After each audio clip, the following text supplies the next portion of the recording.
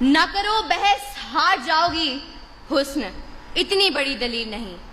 زیوکار، کاہل، نکمے، بیکار، سست اور نااہل لوگوں کا خود احتسابی کی بجائے ناکامی کا ذمہ دار تقدیر، نصیب، مقدر اور قسمت کو ٹھہرانا ریت اس نگر کی ہے اور جانے کب سے ہے۔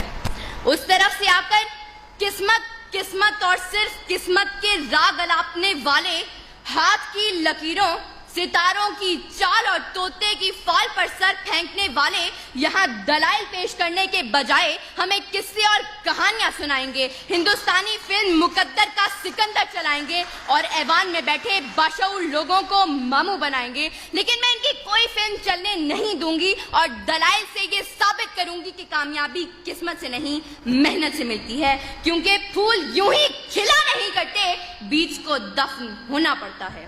صدر اعلی وقار، کامیابی اجتماعی ہو یا انفرادی، دنیاوی ہو یا اخروی، اس کا تعلق صرف اور صرف محنت سے ہے۔ انسان چاند پر قدم رکھنے میں کامیاب ہوا تو وجہ قسمت نہیں محنت تھی۔ انسان انسانی جسم کے اعضاء کی پیوندکاری کرنے میں کامیاب ہوا تو وجہ قسمت نہیں محنت تھی۔ انسان لاکھوں من لوہے کو ہواؤں میں اڑانے میں کامیاب ہوا تو وجہ قسمت نہیں محنت تھی۔ اور 14 اگست 1947 کو جب یہ پاکستان دنیا کے نقشے پر ابھرا تو اس کامیابی کی وجہ کوئی قسمت، مقدر یا تقدیر نہیں بلکہ تحریک پاکستان میں شامل لوگوں کی محنت اور صرف محنت تھی۔ ابس ہے شکوائے تقدیر یزداں تو خود تقدیر یزداں کیوں نہیں ہے۔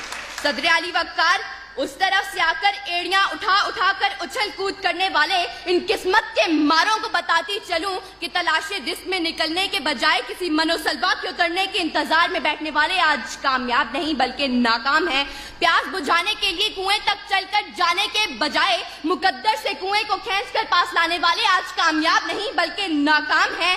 ظالم کے آگے سر اٹھانے کے بجائے ظلم کا نشانہ بنے ہاتھ پہ ہاتھ دھرے منتظر فردہ رہنے والے مظلوم آج کامیاب نہیں بلکہ ناکام ہیں۔ پلٹنے، جھپٹنے اور جھپٹ کر پلٹتے ہوئے لہو کو گرمانے کے بجائے قسمت کے مارے کرگس بن کر بیٹھنے والے آج کامیاب نہیں بلکہ ناکام ہیں۔ سر اٹھے تو صحیح ظلم کے سامنے، تبھی ظالم کا وقت حساب آئے گا اور تبھی غریبوں کے دربار میں ہاتھ جوڑے ہوئے ہر نواب آئے گا، انقلاب آئے گا، انقلاب آئے گا۔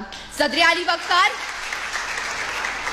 وقار، اگر آج ہم نے کامیابی کا صحرا محنت کے سر سے اتار کر زبردستی قسمت کے سر پر رکھ دیا تو یاد رکھیں کہ طوفان میں موجوں سے مقابلہ کر کے کشتی کو ساحل پر اتارنے والے ملاح کشتی کو قسمت کی لہروں پر چھوڑ دیں گے اور اپنے ہاتھوں سے چپو توڑ دیں گے۔ منزل کی طرف گامزن متحرک قافلے اپنے سفر قسمت کے قدموں میں ڈال کر جمود کی چادر اوڑھ لیں گے۔ یہ طلباء و طالبات ہاتھ کی لکیروں میں گم ہو کر کتابیں پڑھنا چھوڑ دیں گے۔ جد و جہد، محنت، کوشش، کام اور بس کام کے فلسفے کو چھوڑ کر فٹ پاتھ پر بیٹھے عامل، بابا نجومی اور بنگالی جادوگروں سے ناتا جوڑ لیں گے۔ اور آج کے اس مباحثے کے منصفین، مقررین کی تیاری دلائل اور محنت کو دیکھ کر نمبر لگانے کے بجائے آخر میں اول، دوم اور سوم آنے والوں کے لیے قسمت پوری کھول دیں گے۔ سچ ہے جو بات سرے دار سنائی جائے، ایک نہیں ہاں کئی بار سنائی جائے، یہ جو قسمت ہے، مقدر ہے، نہیں مانتی میں وہ کمائی ہے جو محنت سے کمائی جائے۔